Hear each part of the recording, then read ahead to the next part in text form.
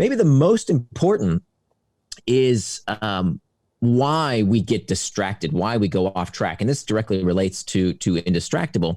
One of the first things that I wanted to understand with distraction is what are we talking about here? What does that term even mean, right? I'm kind of a word nerd. And so I really want to understand that what that word means. It's one of those words that people think they know, they understand the meaning of, but when you actually quiz them on it, like I didn't understand what that word actually meant.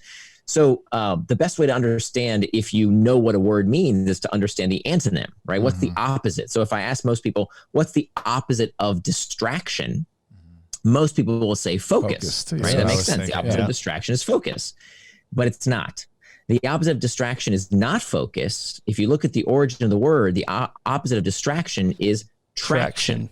That both traction and distraction come from the same Latin root, trahare, which means to pull. And you'll notice that both words end in the same 6 letters, A-C-T-I-O-N. That spells action.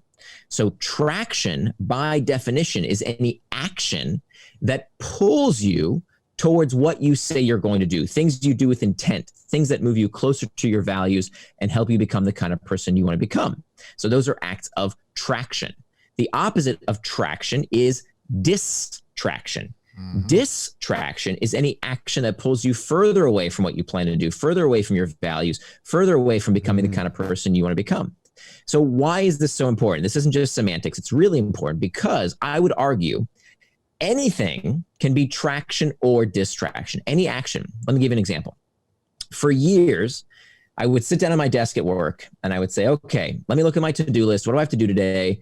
I've got that big task that I really need to check off that I've been procrastinating on. It's behind schedule. I really got to get to work on that. That's what I'm going to do. I'm going to work on it first. Here I go. I'm going to get started. Nothing's going to get in my way. But first, let me check some email. Right. Oh, yeah. Let me just reply to those Slack channels. Let me just do that one easy thing on my to-do list just to get some momentum going, right? And I would trick myself into prioritizing the stuff that was urgent and easy at the expense of the important work, right? By saying, well, I got to do email at some time today, don't I? I got to do that thing on my to-do list at some point. I got to scroll those Slack channels. That's work-related tasks.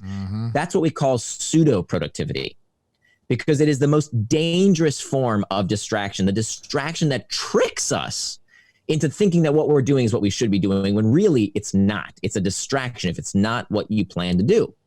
Conversely, just as anything can become a distraction, anything can be traction, right? That, today you hear about these chicken little tech critics that tell us that, oh, technology is all addictive and it's hijacking your brain and there's nothing you can do about it and it's so bad. Stop using social media. Stop playing video games.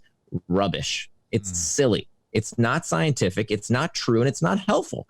Why is playing a video game somehow morally inferior to all the other things people could do with their time? There's no difference. If you want to go on social media, if you want to play a video game, great. There's nothing wrong with any of this stuff, as long as you do it on your schedule and according to your values. The time you waste is not wasted time.